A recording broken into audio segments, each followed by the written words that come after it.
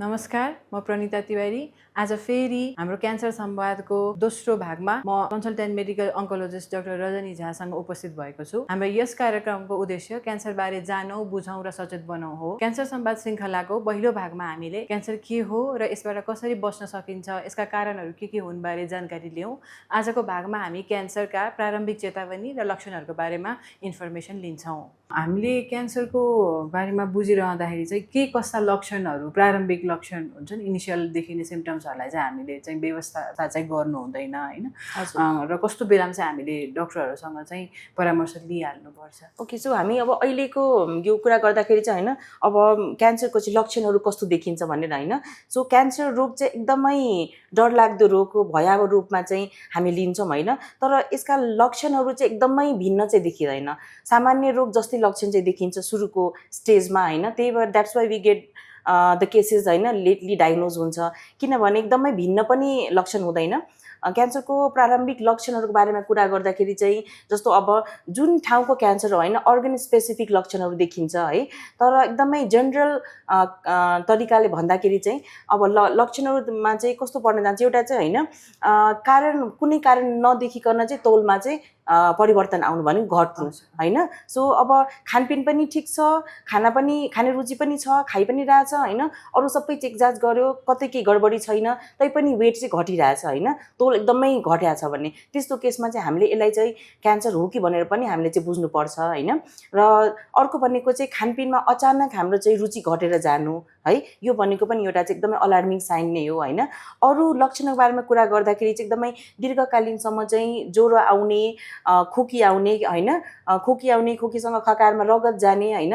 हामी चाहिँ फिजिसियनलाई अथवा डक्टरलाई देखाइरहेछौँ, ज्वरो चाहिँ केही समयको लागि निको भएको छ, फेरि पनि ज्वरो र खोकी फेरि पनि आइरहेछ भने त्यस्तो केसमा चाहिँ फोक्सो क्यान्सर हो कि भनेर हामीले चाहिँ एकदमै सुरुमा बुझ्नुपर्छ। र अरू लक्षणको बारेमा कुरा गर्दाखेरि चाहिँ हाम्रो शरीरमा कुनै गाँठो गिर्खा आयो हैन, र त्यो एकदमै तीव्र गतिमा बढिरहेछ, चेन्जेस आइरहेछ हैन, त्यस्तो भयो भने पनि हामीले चाहिँ क्यान्सर हो कि भनेर पनि बुझ्नुपर्छ। अर्को लक्षणहरूको बारेमा कुरा गर्दाखेरि चाहिँ अब जस्तो पिसाब र दिशाको हैन शैलीमा चाहिँ बानीमा चाहिँ परिवर्तन आउनु हैन। जस्तो अब दिशा चाहिँ कहिलेकाहीँ एकदमै पेचिकी हुनु, कहिलेकाहीँ चाहिँ कब्जियत जस्तो देखिनु, दिशा र पिसाबमा चाहिँ रगत बग्नु हैन, त्यो चाहिँ एउटा चाहिँ अलार्मिङ साइन चाहिँ हो। अर्को भनेको चाहिँ अब जस्तो हाम्रो शरीरमा सबैको शरीरमा चाहिँ कोठी चाहिँ हुन्छ हैन, मन पनि पर्छ है कोठी भन्दा चाहिँ अहिले गुड, त्यस्तो चाहिँ पनि कन्सेप्ट छ। तर ती कोठी नै नम्बर र साइजमा चाहिँ वृद्धि भयो भने हैन स्किन क्यान्सरको लक्षण चाहिँ त्यस्तो हो हैन। हामीले बुझ्नुपर्छ छाला सम्बन्धी क्यान्सर हुन सक्छ है।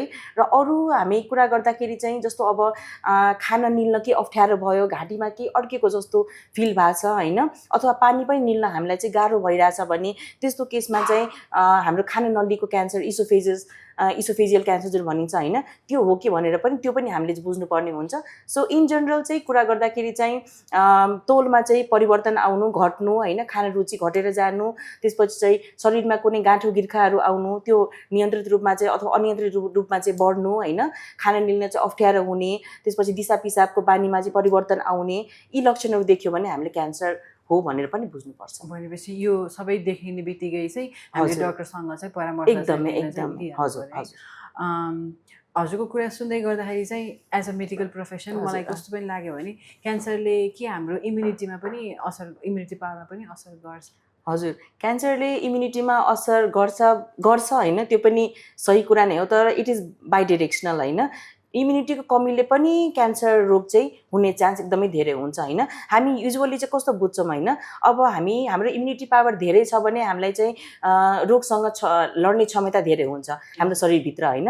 तर हाम्रो इम्युनिटी लो भएर गयो भने त क्यान्सर मात्र हैन, अरू पनि रोगले हाम्रो शरीरलाई च्याप्छ हैन। सो त्यस्तो केसमा चाहिँ क्यान्सरले गर्दा पनि इम्युनिटी लो हुन सक्छ र इम्युनिटी लोले गर्दा पनि क्यान्सर हुन्छ। त्यो पनि यो सबै कुराहरू बुझिरहँदाखेरि चाहिँ किन ढिलो चरणमा मात्रै अस्पताल पुग्नुहुन्छ, अथवा चाहिँ के कारणले गर्दाखेरि चाहिँ अस्पताल पुग्न चाहिँ ढिलो हुन्छ? हजुर, अर्को चाहिँ मेजर कन्सर्न भनेको तपाईँले ठ्याक्कै सोधिहाल्नु भयो हैन। हामी कहाँ चाहिँ एकदमै ढिलो स्टेज भनेको कि त लोकली एडभान्स्ड कि त एडभान्स स्टेजमै मात्र आउँछन् हैन। सो मैले मेरो डेली प्र्याक्टिसमा चाहिँ म प्र्याक्टिस गरेको चाहिँ 2-3 इयर्स भयो हैन, र म चाहिँ पोस्ट ग्रेजुएसन गर्दा चाहिँ 5 इयर्स है। सो यो 8 वर्षको अवधिमा होइन म क्यान्सर रोगसँग चाहिँ आबद्ध छु। सो 8 वर्षको अवधिमा चाहिँ मैले हार्डली 5 to 10% मात्र अर्ली स्टेज क्यान्सर चाहिँ मैले भेटाएको होला होइन, स्टेज 1 and 2 होइन। म्याक्सिमम आउने भनेको म कहाँ नेपालकै कन्टेक्स्टमा कुरा गर्नुभयो भने म्याक्सिमम भनेको चाहिँ स्टेज 3 अनवर्ड्स अथवा 4 नै आउँछन् होइन। सो यो ढिलो आउनु र ढिलो चाहिँ क्यान्सर निदान हुनुको कारण चाहिँ प्रमुख कारण मलाई कस्तो लाग्छ भने जनचेतनाको कमी होइन। किनभने मान्छे अहिले पनि त्यतिको सचेतन हुनुहुन्न जतिको चाहिँ हुनुपर्ने होइन। सो जनचेतनाको कमी चाहिँ प्रमुख कारण हो नम्बर 1 होइन। नम्बर 2 मा भन्दाखेरि चाहिँ हाम्रो नेपालको कन्टेक्स्टमा कस्तो छ होइन, जस्तो रिमोट एरियाबाट पेसेन्ट आउनुहुन्छ होइन। सो मैले पहिला अघि पनि भने होइन, क्यान्सरको लक्षण एकदम भिन्न पनि हुँदैन, सामान्य रोग जस्तै क्यान्सरको पनि लक्षण हुन्छ। सो त्यस्तो लक्षणहरू देखियो भने सामान्य रोग नै हो भनेर पनि मान्छेहरूले चाहिँ व्यवस्था गर्छन् होइन। पछि बिस्तारै बढ्दै गयो अथवा शरीरमा पीडा आयो, दुःख भयो भने मात्र आउने डक्टरकोमा। सो त्यसले गर्दा पनि till then disease has progress to stage 3 4 चाहिँ बढिसक्या हुन्छ होइन। सो दोस्रो कारण चाहिँ त्यो होइन। तेस्रो कारण चाहिँ कस्तो हो, ढिलो आउनु कारण चाहिँ होइन, एउटा सामाजिक हाम्रो जुन सोसल स्टिगमा भन्छौँ होइन, सामाजिक लाज होइन।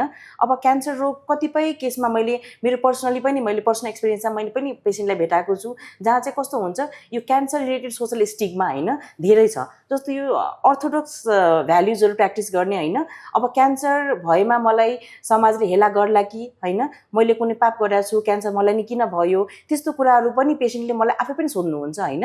र अहिलेको नयाँ जेनेरेसन्समा अब यो त हाम्रो पुरानो धारणा पनि थियो, पहिला जुन एज बढ्दै गयो भने चाहिँ क्यान्सर बढ्दै जान्छ, क्यान्सरको रिस्क बढ्छ।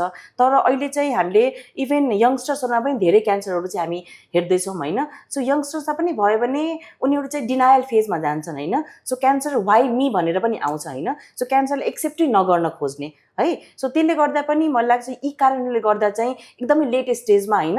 तर अब कुनै पेसेन्टलाई सपोज होइन ज्वरो अथवा सामान्य लक्षणबाट सुरु हुन्छ होइन, ज्वरो दीर्घकालीन ज्वरो छ अथवा खोकी छ भने हामी पहिले नै एकदमै क्यान्सर नै हो भनेर हामी पनि सोच्दैनौँ होइन। So this can be any kind of infection, flu हुनसक्छ होइन। सो त्यही भएर पनि बिस्तारै बिस्तारै हामी त्यसलाई चाहिँ व्यवस्था गर्दै जान्छौँ र शरीरमा अलि धेरै हामीलाई समस्या देखियो होइन, त्यसपछि बल्ल हामी चाहिँ डक्टर्सकोमा चाहिँ हामी ल्यान्ड अप हुन्छौँ होइन। सो लेट स्टेज प्रेजेन्टेसनको कारणहरू चाहिँ यिनै हो। शरीरले कहिलेकाहीँ समयमै सङ्केत दिन्छ तर हामीले त्यसलाई व्यवस्था गर्छौँ।